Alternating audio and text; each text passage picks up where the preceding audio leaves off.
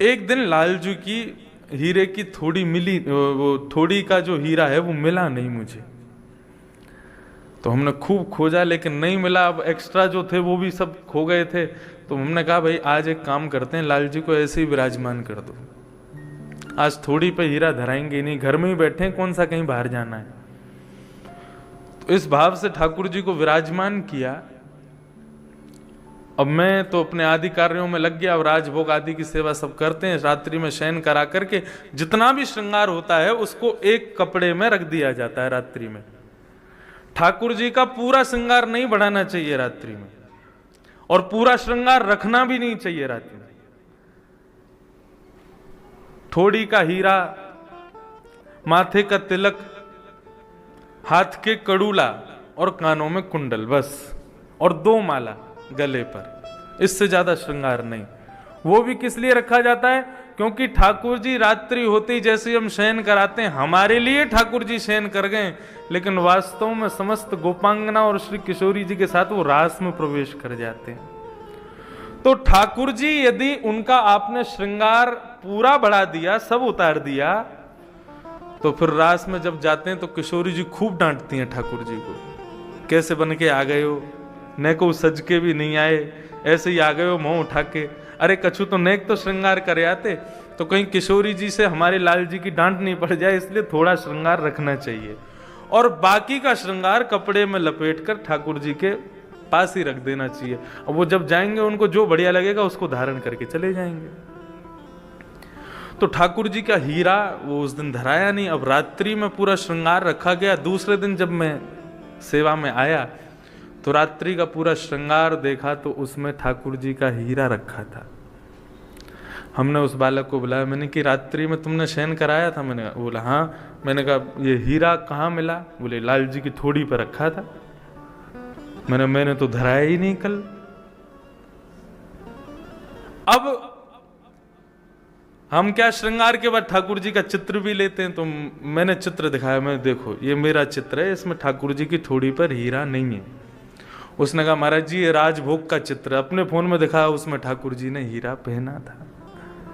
अब हम दोनों संकोच में, हमारे अलावा कोई आता नहीं लाल जी के पास, ये हीरा आया कहां से थोड़ी पर। हमने अपनी पूज्य माता जी से कहा, तो हमारी माता जी बोली कि लाला हमारे नाना जी की कृपा से हमको गिरिराज जी में, श्रीलाल जी की सेवा में खूब प्रेम है, खूब भाव है। उन्हीं के द्वारा बताई जाती थी लीलाएं, उसी से ही प्रेम बढ़ता था।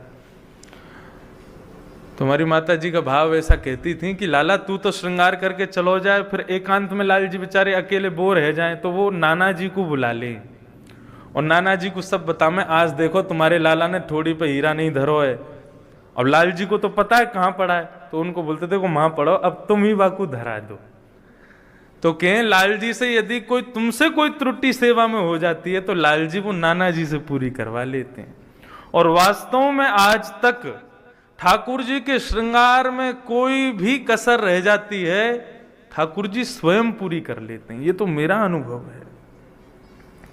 तो ये कैसे संभव हो? ठाकुर जी की सेवा की पूरी प्रणाली में सर्वश्रेष्ठ क्या है? श्रृंगार कितना सुंदर आप कर रहे हैं वो जरूरी नहीं है, श्रृंगार करते समय हृदय के भाव क्या चल रहे हैं वो बहुत जरूरी है।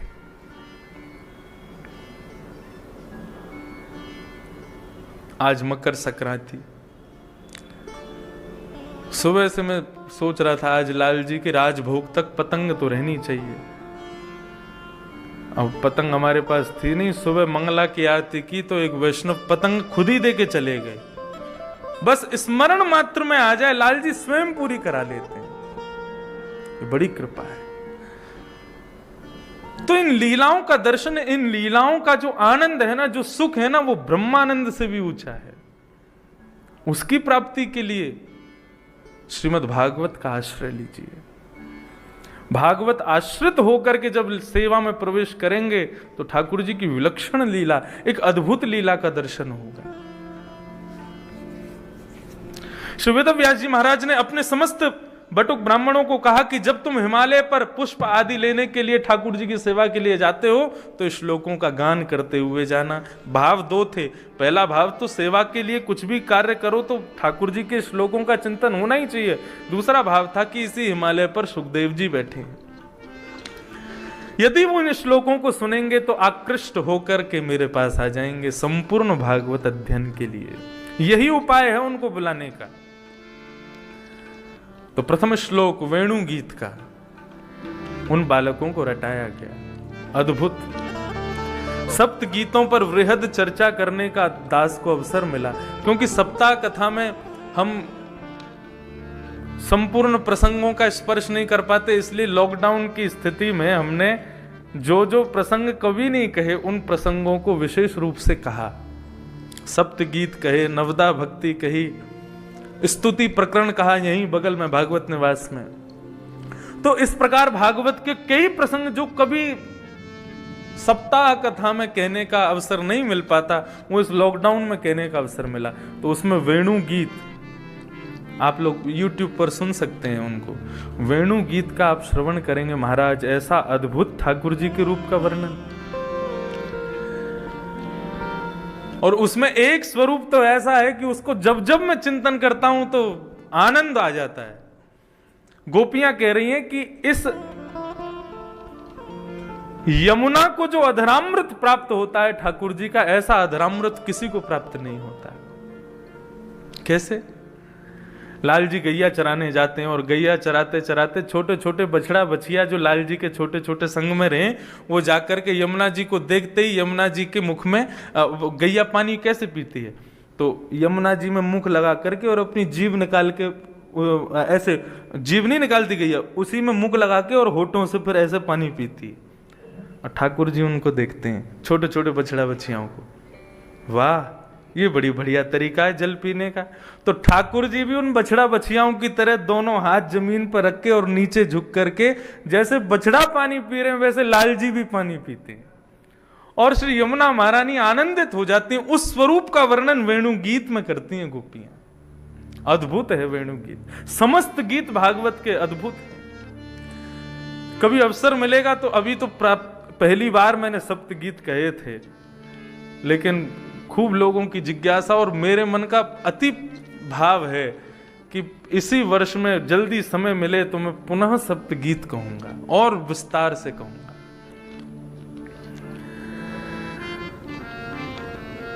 समस्त बालकों को वेणु गीत का श्लोक याद कराया। बरहा पीड़म नटवर वपु कर्णयो कर्णकारं विभ्रदवासः कनक कपिसं वैजयन्तीं च मालां रन्ध्रान् वेणोऽधर सुधया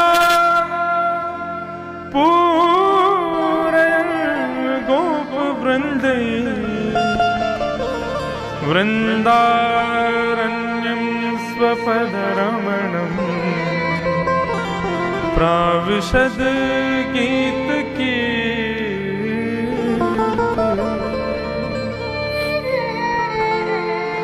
बरहा पीड़म नटवर वपु, मोर मुकुट जिन्होंने धारण किया है। नटों में वर जो श्रेष्ठ है, नट किसे कहते हैं? जिसको देख करके आप एक बार में ही आकृष्ट हो जाते हो। मंच पर लोगों को आकर्षित करने के लिए जो पधारते हैं उनको नट कहा जाता है। लेकिन हमारे लाल जी कौन है? नटों में वर, यानी कि नटों में श्रेष्ठ। ललित गति विलास वल्गुहास प्रणय निरीक्षण कल्पितो रुमान। श्री भीष्म पितामह कहते हैं ठाकुर जी चलते कैसे हैं? हमारी तरह सीधे सीधे पांव नहीं रखते लाल जी, एक पांव यहां, दूसरा पांव वहां, तीसरा पांव यूं, और ऐसे चलते हैं। माइकल जैक्सन भी फेल है ठाकुर जी की वॉक पर। ऐसी स्मूथ चाल चलते हैं और ऐसे लचक मचे। चाल अटपटी सो है भला तेरी, श्री भगवती प्रसाद गंधर्व जी गाते हैं, आज गवाऊंगा मैं। चाल अटपटी सो है बला तेरी, चाल अटपटी सो है बला तेरी। अटपटी चाल है ठाकुर जी की, ये इसका भी भेद वेणु गीत में खुला। ठाकुर जी अटपटी चाल चलते क्यों, बांके बिहारी टेढ़े मेढ़े क्यों खड़े हैं, इसका भी भेद वेणु गीत में खोला। क्यों? बोले गैया जब आगे आगे चलती है तो गायों के खुरों से पृथ्वी में गड्ढे हो जाते हैं, तो उन गड्ढों को देख करके ठाकुर जी का मन बड़ा कष्ट से हो जाता है। ये भूदेवी हमारी पत्नी है, इसमें गड्ढा हो गया, तो उसके लिए मलहम क्या है? ठाकुर जी कह रहे हैं मेरे कोमल चरण ही तेरे लिए मलहम है। तो जहां जहां ठाकुर जी को गैया के खुरों के गड्ढे दिखते हैं, वहां वहां ठाकुर जी अपने चरण रखते हैं, तो देखने वाले को लगता है कि ऐसे टेढ़े मेढ़े चल रहे हैं। लेकिन वास्तव में लाल जी पृथ्वी पर जो गायों के खुरों से गड्ढे हुए हैं, उन गड्ढों को ठाकुर जी सुख प्रदान कर रहे हैं, पृथ्वी को सुख प्रदान करने के लिए चलो। नटवर वपु कर्णयो कर्णकारम, कान दो हैं लेकिन कुंडल एक ही पहना है। और वो कुंडल भी कैसे लाल जी को कभी कभी हम धराते हैं, तो एक फूल केवल कान के ऊपर, यहां ये है कर्णयो कर्णकारम। और ठाकुर जी क्या करते हैं, अब ये भी एक नियम है, श्रृंगार आरती में वो फूल यहां होगा, लेकिन राजभोग आरती में वो फूल यहां आएगा। क्यों?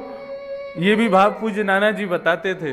बोले लाल जी क्या करते हैं, वन में जाकर के एक फूल को अपने कान में लगा लें, सो मधुमंगल श्रीदामा सब ठाकुर जी के हाथ पकड़ के चलते हैं।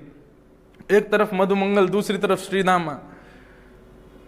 जब मधुमंगल वाली तरफ ठाकुर जी माला लगाते हैं, फूल लगाते हैं, तो श्रीदामा के लाला बापे बढ़िया ना लग रहा, या तरफ लगा। सो ठाकुर जी यहां से निकाल के यहां लगा लें। बोले अब ठीक है? बोले हाँ अब बढ़िया लग रहा है। मधुमंगल के बहुत ही बुरा लग रहा हो, यहीं लगा ले वापस। तो ठाकुर जी यहां से यहां लगा लें। बोले तुम दोनों मुंह को ऐसे ही परेशान करते रहो। बोले लाला तू ऐसी व्यस्त रहे, हमारी बातन को मान तो रहे, हमें सुख मिले। तो कर्णयो कर्णकारम, दो कान हैं, कुंडल एक है। और नाना जी तो यूं कहते ऐसे निकाल के नहीं, ठाकुर जी उछाल उछाल के फूलों को लगाते हैं दोनों कानों में। बड़ा सुंदर भाव। कर्णयो कर्णकारम, विभ्रदवासः कनक कपिसम। क्या पहने हैं? बोले पीली बगलबंदी पहनी है, पीली पीतांबरी पहनी है ठाकुर जी ने। हमारे नाना जी के भाव इतने मधुर हुआ करते थे, ब्रज साहित्य के अद्भुत विद्वान थे। वे कहते लाला जब यशोदा मैया लाला को पीतांबरी पहनाती, पीले वस्त्र पहनाती, और वह पीतांबरी को पहन करके नंद नंदन श्याम सुंदर जैसे ही नंद भवन से निकलते, तो कहा होता, बोले सूरज अपने आप के आगे बादलन को लिया, तो बोले अब एक सूर्य पृथ्वी पर आगे हो, मेरी आवश्यकता ना है। ठाकुर जी चमक रहे हैं। विभ्रदवासः कनक कपिसम वैजयंतीम चमाला, वैजयंती माला पहनते हैं। ठाकुर जी की माला कैसी होती है? हम लोग माला पहनते हैं पेट तक, लेकिन आप श्री जी बाबा के दर्शन कभी श्रीनाथ जी के करो, कभी राधा रमन लाल के दर्शन करो, बिहारी जी के दर्शन करो, पूरे अंग पर माला पहनते हैं।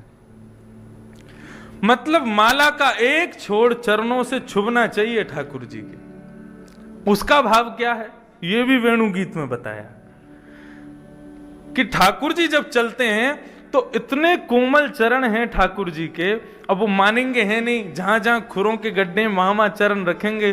तो मालाओं ने क्या विचार किया, वे पूरे अंग पर आती हैं। जब ठाकुर जी चलते हैं और ठाकुर जी के पैरों की ठोकर उन माला पर लगती है, तो उसके पुष्प उछल करके आगे की जगह पर जाकर के उसको कोमल बना देते हैं, ताकि ठाकुर जी के चरणों को श्रम ना हो। इसलिए पूरे अंग पर माला पहनते हैं। वैजयंतीम चमालाम किरंध्रान वेणु अधर सुधया पूरयन गोप वृंदई। ये वेणु कौन है पता है आपको? कल्याण अंक में मैंने पढ़ा था। ये वेणु कौन है?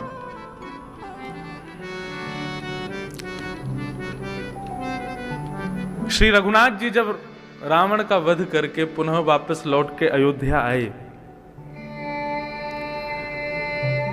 तो उन्होंने भरत जी से पूछा कि हनुमान ने हमारी इतनी सहायता की है कि हम उसके ऋणी हो गए हैं। सावधानी से सुनिएगा, किसी भक्त का भाव है, बहुत सुंदर भाव है। हनुमान जी की हमने इतनी सहायता करी है कि हम उनके ऋणी हो गए हैं।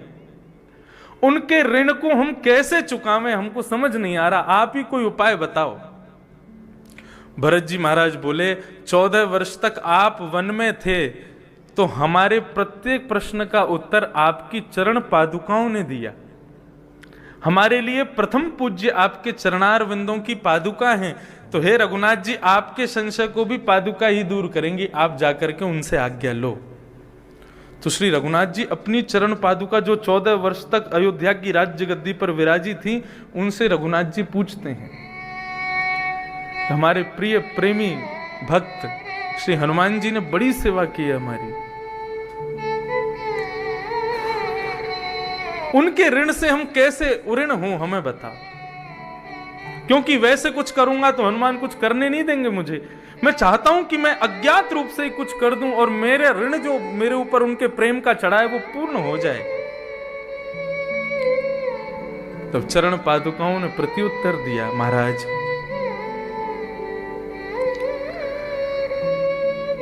आप लंका से जब पुनः लौट रहे थे तब हनुमान जी से कोई संवाद हुआ था आपका? बोले हाँ। बोले क्या संवाद हुआ था? बोले हनुमान जी महाराज मुझसे निवेदन कर रहे थे कि दंडकारण्य वन के संतों को आप दर्शन देने चलो। तो बोले आपने क्या कहा? बोले मैंने कहा कि भाई 14 वर्ष पूर्ण हो गए, यदि अब दंडकारण्य वन जाएंगे, वहां हजारों संतों से मिलने में समय व्यतीत करेंगे तो भरत जी वहां प्राण त्याग देंगे, इसलिए हम उन संतों से मिलकर के नहीं आए। तब पादुका कहती हैं, बोले श्री हनुमान जी ने उनको वचन दिया है उन सब संतों को कि वे आपको उनके मध्य लेके जाएंगे। हनुमान जी तभी से चिंता में है कि उन संतों को मैं क्या कहूं जिनको मैं वचन दे के आया हूं। रघुनाथ जी बोले तो फिर अब क्या होगा?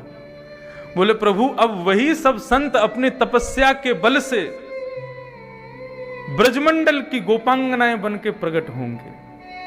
आप उसी ब्रजमंडल में श्री कृष्ण के रूप में प्रकट होंगे और उन संतों को दिए वचनों को पूर्ण करने के लिए आपकी वेणु के रूप में श्री हनुमान जी प्रकट होंगे। और जब आप अपने अधरों पर हनुमान जी को लिटा करके जब अपने हृदय के भाव से, अपने कोमल उंगलियों से जब अपने प्राणों को पिरोगे, तब हनुमान जी स्वर के माध्यम से शब्द लेकर के जाएंगे और प्रत्येक घर की गोपांगना को आपकी रास लीला की भूमिका में लाएंगे। ये लीला पूरी होगी।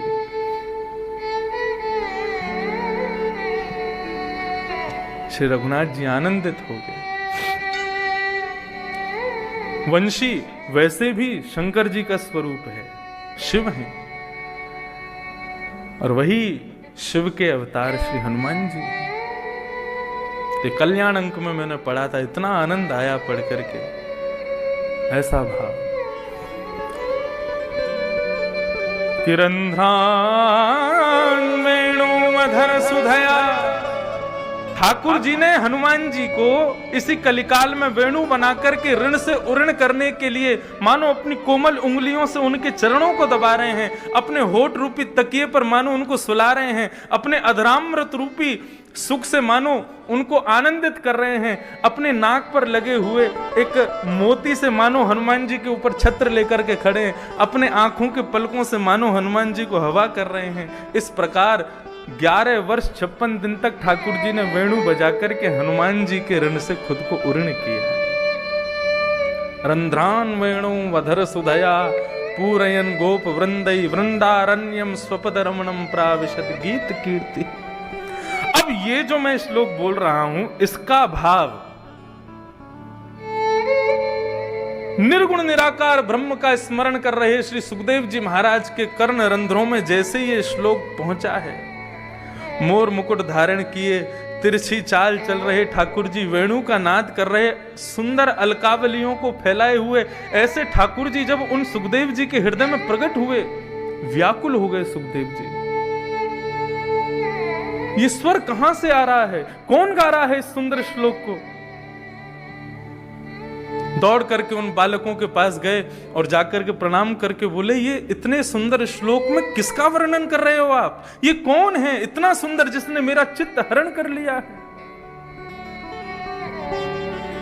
तब उन समस्त बालकों ने कहा, ये नंद नंदन श्री कृष्ण हैं। बोले, इनके बारे में और कुछ बताओ ना मुझे। तब उन बालकों ने कहा, अहो वकीयम स्तन कालकूटम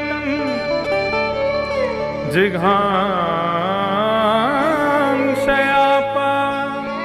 ययदप्य साध्वी लेभे गतिं धातृचितां ततोऽन्यं कम्बा दयालुं शरणं व्रजेम।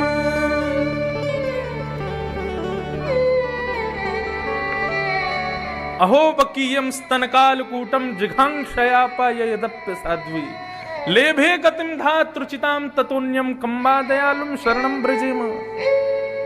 उनकी दयालुता का भाव बताया। बोले, स्तनों में विष लगा करके आई थी इन्हीं नंदन नंदन को मारने ये पूतना। सुखदेव जी कह रहे हैं, अच्छा फिर? बोले, इन नंद नंदन ने पता है क्या किया? बोले, क्या किया? बोले, उसके प्राण हरण करके उसके प्राणों को ठाकुर जी ने यशोदा की पदवी पर पहुंचा दी। जो उनकी माता यशोदा को पदवी मिलने वाली है वो उन्होंने पूतना को दे दी। कम्बा दयालुम शरणम ब्रजेम, इनसे ज्यादा दयालु और कौन हो सकता है?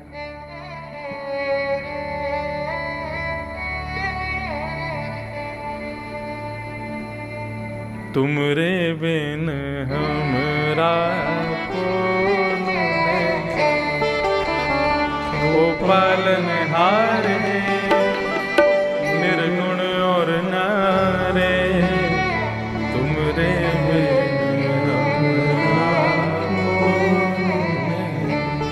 कितने दयालु हैं ठाकुर जी। एक प्रसंग आता है, अयोध्या से रघुनाथ जी जब अपनी लीला पूरी करके जा रहे थे। आज रघुनाथ जी का बड़ा स्मरण हो रहा है। हमारे नाना जी इसमें भी एक भाव कहते थे। बोले, लाला यदि बिना प्रसंग के किसी देव का, किसी देवता का या किसी भी महापुरुष का स्मरण कथा में स्वतः हो जाए तो यही भाव मानना चाहिए कि वे अज्ञात रूप से उस उत्सव में पधारे हैं। तो आज तो भैया 33 करोड़ देवता विराज रहे हैं इसी हॉल में। हमारे लाला को आशीष देवे आए हैं, बधाई देवे आए हैं। तो श्री रघुनाथ जी जब अपनी लीला पूरी करके वैकुंठ प्रस्थान कर रहे थे, ठाकुर जी की दयालुता का भाव। तो अयोध्या में जितने परिकर हैं सबके लिए विमान आया, लेकिन उस व्यक्ति के लिए विमान नहीं आया जिसने सीता जी पर संदेह किया, संशय किया था। सब लोग विमान में बैठ करके जाने लगे तो श्री हनुमान जी से रघुनाथ जी बोले, अब अयोध्या में कोई रह तो नहीं गया? सब लोग आ गए ना विमान में, सबके लिए अलग अलग विमान आ गए हैं ना? बोले, हाँ महाराज जी सबके लिए आ गए। लेकिन तभी रघुनाथ जी को दिखा सरजू जी के किनारे बैठा हुआ एक दीनहीन सा व्यक्ति रुदन कर रहा है। हनुमान, ये कौन है? ये क्यों रो रहा है? बोले, श्री सीता जी पर संशय करने वाला वही व्यक्ति है, इसके लिए विमान नहीं आया। और ये जिस किसी के भी विमान में इसने चढ़ने का प्रयास किया है तो विमान उड़ा ही नहीं।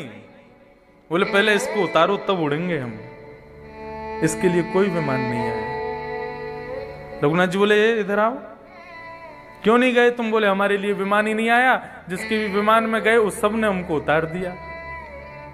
ठाकुर जी बोले, ठीक है, तुम हमारे विमान में आ जाओ और हमारे सिंहासन के नीचे छुप के बैठ जाना, किसी को दिखना नहीं। चलो, कितने दयालु ठाकुर जी।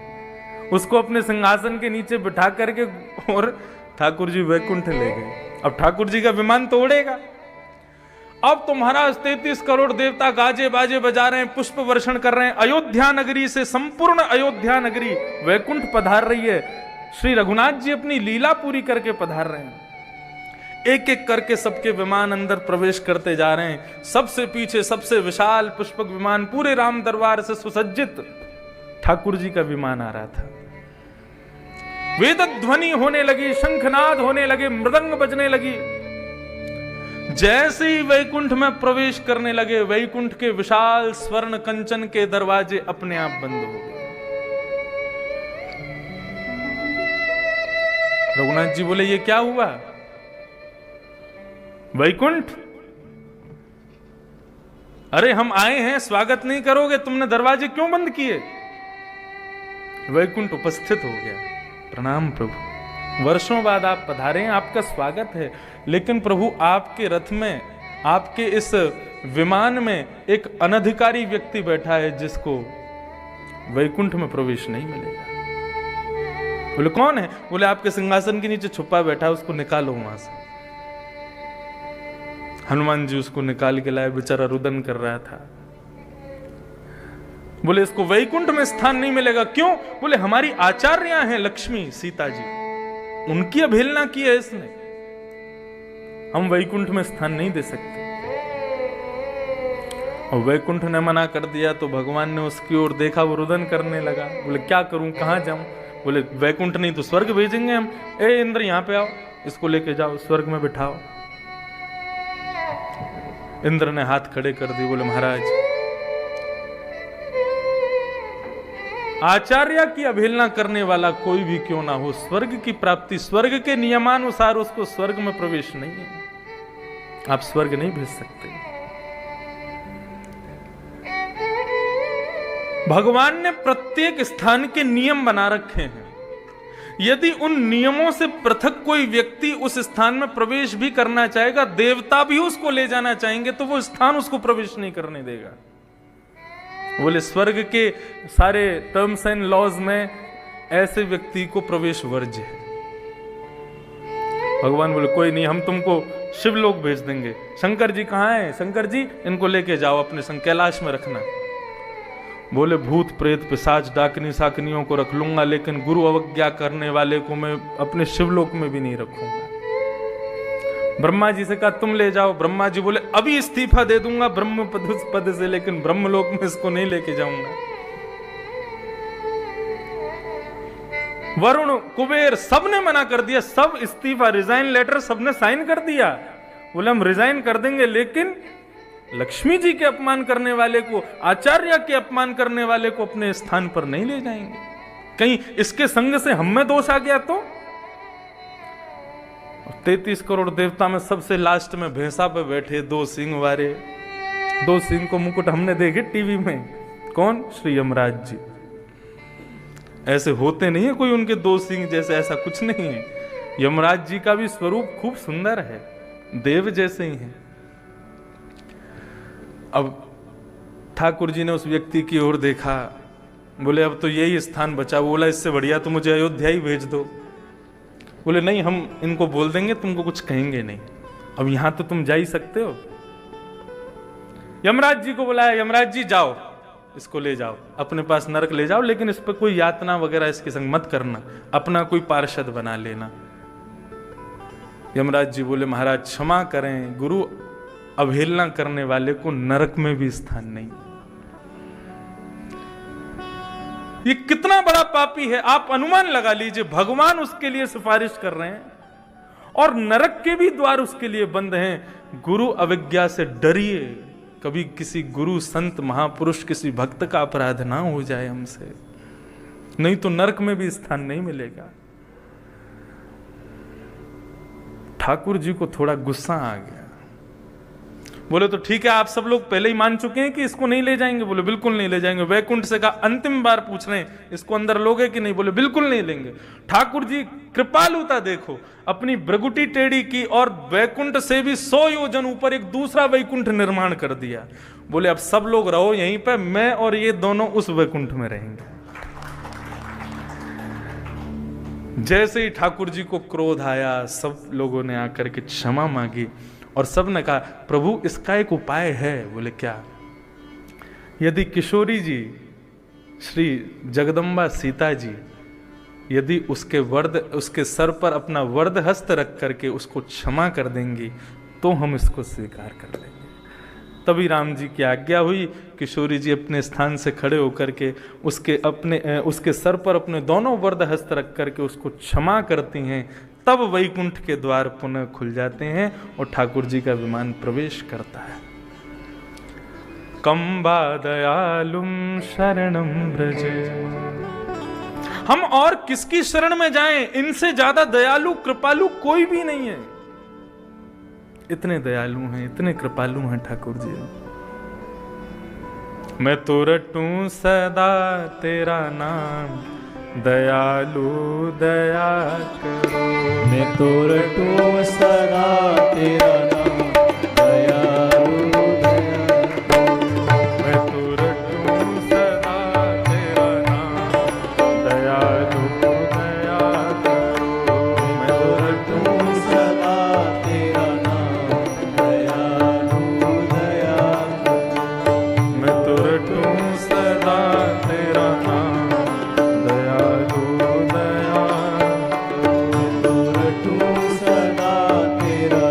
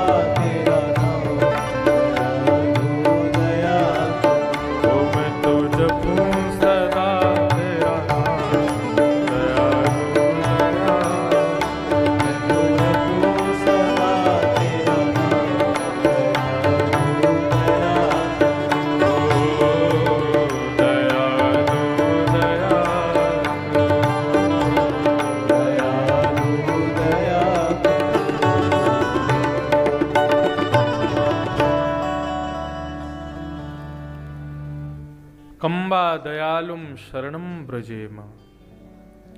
हम किसी और की शरण में कहां जाएं, इनसे ज्यादा दयालु कौन है। जब इस दया के भाव को श्री सुखदेव जी महाराज ने सुना, तुरंत मन बना लिया कि अब तो इन्हीं की शरण लेनी है। कहां मिलेंगे मुझे ये, कहां से प्राप्ति होगी मुझे इनकी। तब समस्त बालकों ने कहा, हमारे गुरुदेव के पास ऐसे 18,000 श्लोक हैं, आप चाहो तो उनसे सुन सकते हैं, शायद वहां से आपको प्राप्त हो जाए। इनके बारे में अधिक जानकारी वहीं मिलेगी। श्री सुखदेव जी महाराज उन बालकों के साथ में सरस्वती नदी के तट पर बद्रिक आश्रम में पधारे। जैसे ही देखा, अरे ये तो मेरे पिता ही हैं। चरणों में प्रणाम किया। बोले, पिता की संपत्ति पर तो पुत्र का स्वयं अधिकार है। पुत्र का अधिकार कम है, पात्र का अधिकार है। पुत्र जब तक पात्र ना बन जाए तब तक उसको पिता की संपत्ति का अधिकार नहीं मिलना चाहिए। पुत्र में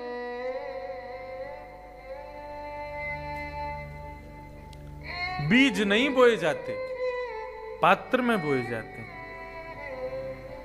तो पहले पुत्र जब पात्र बने तब पिता को, माता को चाहिए कि उसके नाम संपत्ति करे। और पिता की सबसे बड़ी संपत्ति क्या है? पिता की सबसे बड़ी संपत्ति उसके सद्गुण है। एक पिता बहुत मेहनत करता था और रोज परिश्रम करके आता और अपने पुत्र को 1 का सिक्का दे के बोलता, इसको जाकर के कुएं में फेंक दो। बेटा जाके फेंक देता। वर्षों से उसका यही नियम था। किसी दिन पिताजी भूल जाते तो बेटा खुद ही पहुंच जाता, पिताजी 1 रुपया दो, तो दे देते, ले जाओ फेंक दो इसको। कुएं में फेंकता था। एक दिन पिता की तबीयत बड़ी खराब हो गई।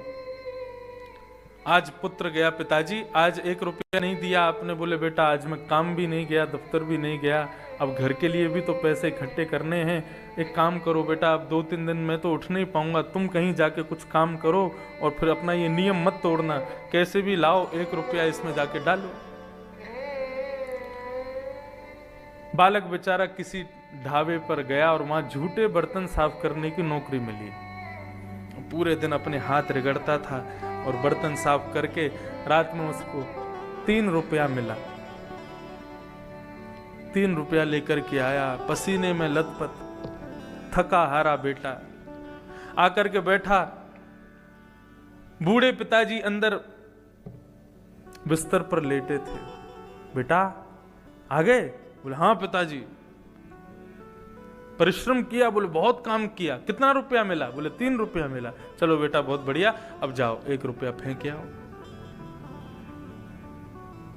बेटा बोला, आप कैसे कह सकते हैं, कैसे सोच सकते हैं, बिल्कुल निष्ठुर हृदय हो गया है आपका। मैंने इतना परिश्रम करके कमाया, इतनी मेहनत करके कमाया, आप देख रहे हैं मेरे वस्त्र भी गीले हो गए पसीने के कारण, और आपने कैसे कह दिया कि मैं उसको फेंक आऊं। तब पिता मुस्कुराया और कहा कि आज तुझे अनुभव है हो कि 1 रुपए की कीमत कितनी होती है, इसलिए मैंने बचपन से आज तक प्रत्येक दिन अपनी मेहनत का 1 रुपया फेंकवाया ताकि तुझे कीमत पता चले। मैं कितना परिश्रम करके आता था लेकिन तू बिना संकोच किए फेंक देता था। आज पता चला जब स्वयं कमाया। बस बेटा यही बताने के लिए हमेशा ये कार्य करवाया। पुत्र को पात्र कोई और नहीं बना सकता, उसके माता पिता ही बना सकते। माता शत्रु पिता बैरी, ये न बालो न पाठित। वो मां शत्रु है, वो पिता बैरी है उस बालक का जो अपने बालकों को सद्ज्ञान नहीं देते, सदमार्ग पर ले जाने का कार्य नहीं करते, समय समय पर उनको बताते नहीं है क्या करना है क्या नहीं करना। पुत्र पात्र बने, पुत्री पात्र बने ना बने, ये उसके ऊपर है, लेकिन आप अपना परिश्रम करते रहो।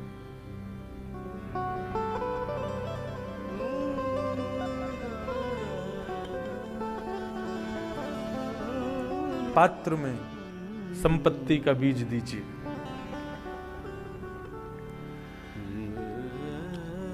श्री वेदव्यास जी ने देखा कि मेरा पुत्र पूर्ण पात्रता का अधिकारी है, और तब उन्होंने श्रीमद् भागवत की ये संहिता अपने पुत्र श्री सुखदेव जी को पढ़ाई, सुनाई।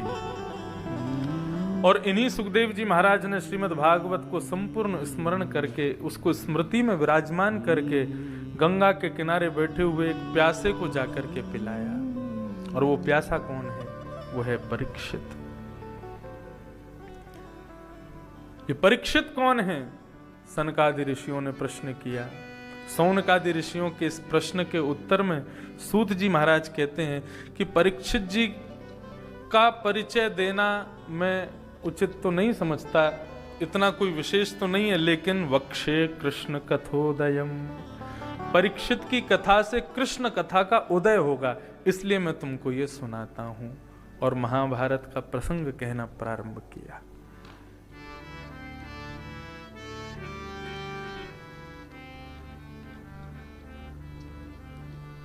यदा मृधे कौरव संजयाना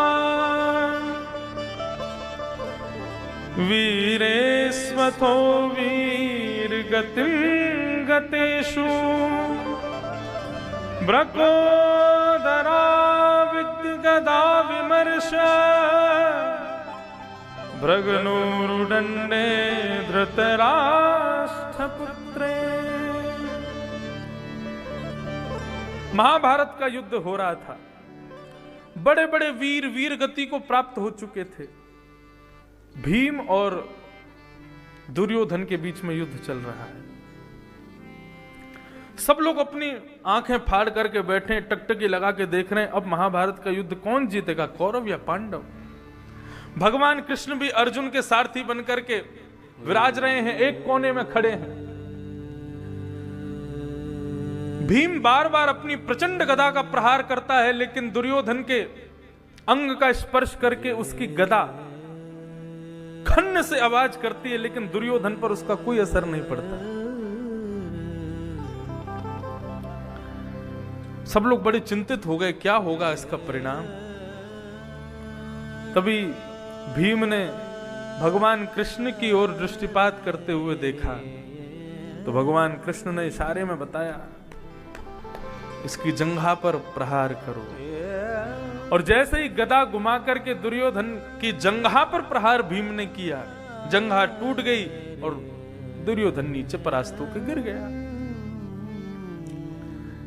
ये संदेश पता चला तीर्थ यात्रा पर गए हुए बलराम जी को, ताम्र वर्ण हो गया आंखों का। धर्म युद्ध में नाभि से नीचे प्रहार करने का अधिकार किसी को नहीं है, और कृष्ण के रहते हुए भीम ने ऐसा कैसे कर दिया। अपने हल मूसल उठा करके महाभारत युद्ध में प्रवेश कर गए। सब लोग ठाकुर जी के चरणों में गए, बोले इनसे बचाओ हमको कैसे भी। ठाकुर जी दौड़ करके गए और जाकर के बलराम जी के चरणों में प्रणाम किया। ठाकुर जी को चरणों में प्रणाम करते देख बलराम जी का सारा गुस्सा ठंडा। ठाकुर जी को अपने हृदय से लगा करके खूब आनंदित हुए। कन्हैया, ये महाभारत के युद्ध में धर्म विरुद्ध कार्य क्यों हुआ तुम्हारे रहते हुए? दुर्योधन की जंघा पर प्रहार क्यों हुआ जब नाभि से नीचे प्रहार करने का अधिकार नहीं था धर्म युद्ध में? ऐसा क्यों हुआ मुझे बताओ। ठाकुर जी प्रत्युत्तर देते हैं, एक विधर्मी को मारने के लिए आप कह रहे हैं कि धर्म का पालन क्यों नहीं किया गया? ऐसा क्या विधर्म किया है दुर्योधन ने? बोले भरी सभा में हमारी बहन को निर्वस्त्र करना क्या ये धर्म है? और यदि वो धर्म अधर्म था तो उस अधर्म से बचाने के लिए द्रौपदी को आप क्यों नहीं गए वहां पर? आज आप तुरंत प्रकट हो गए हैं यहां पर, उस समय आप कहां थे? महाभारत के युद्ध में चक्रव्यूह बना करके इन्होंने हमारे भांजे को मार दिया, अभिमन्यु का वध कर दिया, उस समय क्यों नहीं आए आप? और आज जब आपके शिष्य दुर्योधन पर प्रहार किया गया है तो आप यहां तुरंत प्रकट हो गए। विधर्मी को मारने के लिए धर्म का पालन करना मैं नहीं समझता ये उचित है।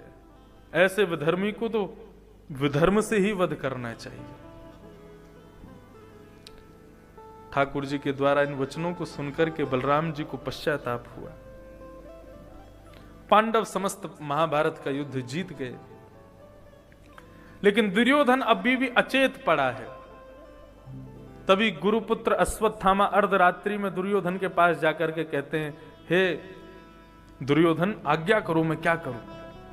बोले, आज्ञा क्या है? एक ही बात है, यदि पंच पांडवों को मार सकते हो तो मेरी मृत्यु तो सुनिश्चित है, मैं कुछ ही क्षणों में मर जाऊंगा, लेकिन मुझे संदेश मिल जाए कि पांचों पांडव मर गए हैं तो मेरी मृत्यु सुखद हो जाएगी और ये सब राजपाट तुमको मिल जाएगा। अश्वत्थामा अर्धरात्रि में पांडवों को मारने के लिए जा रहा है, तभी भगवान को संदेश मिला कि अश्वत्थामा आ रहे हैं। पांचों पांडवों को हंस दिखाने का प्रलोभन देकर के ठाकुर जी वहां से उठा के ले गए। हंस देखने का मतलब विजय। हंस आसानी से आज नहीं दिखता, ऐसा नहीं, कभी भी नहीं दिखते थे। बहुत कम लोगों को हंसों का दर्शन होता था। ठाकुर जी ने कहा, मैंने अभी अभी हंसों को देखा, सभी पांडव उठ जाओ, चलो मेरे साथ। तो हंस देखने के प्रलोभन में अत्यंत थके हुए पांडव भी उठ करके चले गए, लेकिन द्रौपदी के 5 पुत्र वहीं सोए थे। अश्वत्थामा ने अंधेरे में आकर के द्रौपदी के 5 पुत्रों का सर धड़ से अलग कर दिया और प्रमाण के लिए उन सरों को लेकर के दुर्योधन के पास गया। दुर्योधन ने जब प्रकाश करके थोड़ा देखा, अत्यंत दुखित हुआ। अश्वत्थामा, ये तूने क्या किया? हमारे कुरुवंश के चिराग थे ये, जिनको तूने मार दिया। अरे हम सब भाई तो आपस में लड़ झगड़ करके मर गए, हमारे पिंडदान करने वाले बालक थे ये, इनको भी तूने मार दिया। अब तो हमारे कुल में कोई पिंडदान करने वाला भी नहीं बचेगा। और इसी शोक में दुर्योधन के भी प्राण निकल गए। परंतु आपत्ति विपत्ति तो आई है द्रौपदी के ऊपर, समस्त पांडवों के ऊपर। पूरे हस्तिनापुर को रात्रि में सजाया गया था कि आज पांडवों की विजय का आनंद मनाया जाएगा, उल्लास मनाया जाएगा, लेकिन पूरे हस्तिनापुर में मातम मन रहा है। द्रौपदी के 5 पुत्रों को मार दिया। अर्जुन प्रतिज्ञा ले रहे हैं,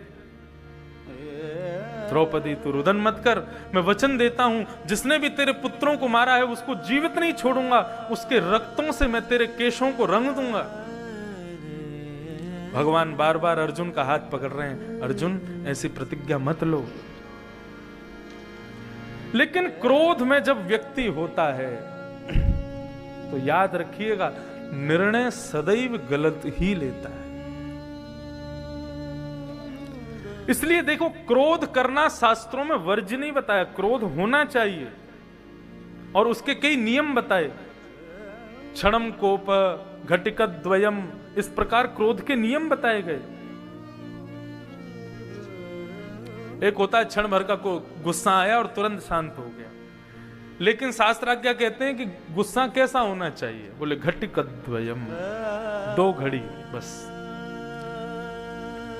एक बात से दुखी होकर के और वर्षों तक जो क्रोध में रहते हैं, ऐसे व्यक्ति को नरक जाने से कोई नहीं रोक सकता। क्रोध भी कारण है नरक प्राप्ति का।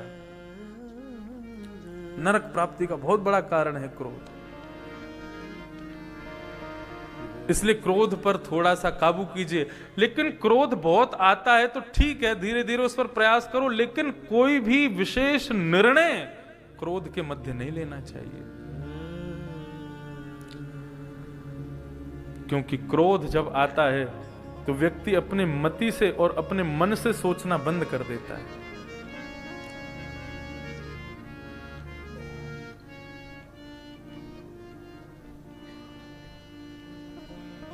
धृतराष्ट्र कहते हैं, जानामि धर्मं न च मे प्रवृत्ति जानाम्य धर्मं न च मे निवृत्ति केनापि देवेन हृदि स्थितेन। मैं धर्म जानता हूं। क्या धर्म है मुझे पता है। धर्म क्षेत्रे कुरुक्षेत्रे, श्रीमद् भगवद गीता का प्रथम श्लोक कौन गाता है?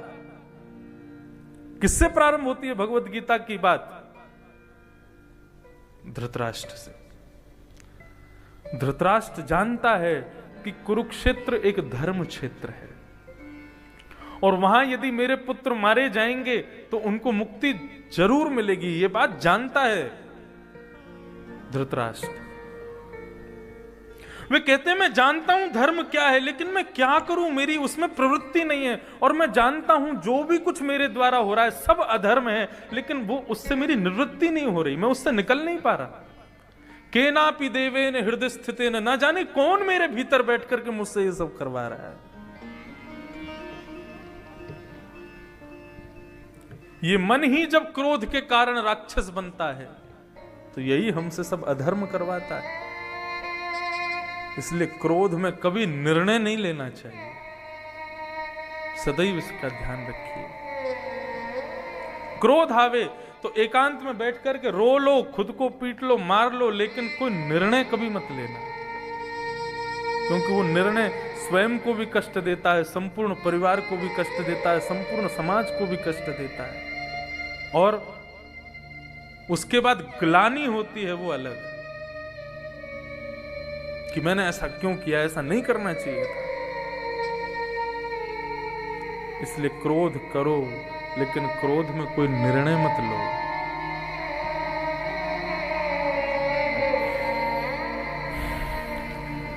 भगवान रोक रहे हैं अर्जुन ऐसा मत कह, लेकिन अर्जुन ने प्रतिज्ञा ले ली कि जिसने भी बालकों का वध किया उसको जीवित नहीं छोड़ूंगा। ठाकुर जी को आज्ञा की है रथ लेकर के आइए, मुझे देखना है किसने मारा है। 3 लोग का वो प्रश्न पेपर है विपत्ति, जो आपके सामने उपस्थित हो जाती है और अब आपको उसको सॉल्व करना है। सॉल्व कैसे करो?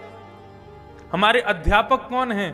ठाकुर जी ही हमारे अध्यापक हैं। अध्यापक जितनी देर कक्षा में खड़े होकर के पढ़ाते हैं, समझाते हैं, बताते हैं, केवल उतनी देर बालक बिल्कुल ध्यान एकाग्र करके उनको सुनता रहे तो उसको पुनः आवृत्ति करने की भी आवश्यकता नहीं पड़ेगी।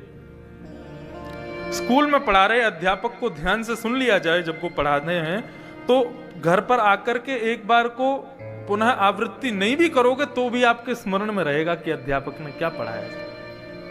ठीक उसी प्रकार केवल 3 घंटे के लिए इतनी भावना रख लेना, व्यासाय विष्णु रूपाय। ये जो सामने व्यासपीठ पर व्यास बैठे हैं, ये स्वयं तो कोई शरीर होंगे, लेकिन ये जितनी देर यहां बैठ के बोल रहे हैं ये जरूर विष्णु का प्रवचन है, ये कोई विष्णु ही बोल रहे हैं। मेरे प्रति भगवत भाव रखो, ऐसा नहीं मैं कदाचित कह रहा हूं। मेरा कहने का भाव केवल वाणी के लिए है कि शब्द ब्रह्म है, इसके प्रति विष्णु भाव रखो। और जितनी देर ये वाणी की वार्ता यहां चलती है उतनी देर ध्यान एकाग्र करके बैठो। उसका फायदा क्या होगा? जब विपत्ति रूपी प्रश्न पत्र आपके सामने आएगा तो यहां ध्यान एकाग्र रहा होगा तो उस विपत्ति के प्रश्न पत्र को आप बड़ी आसानी से सुलभ कर लो।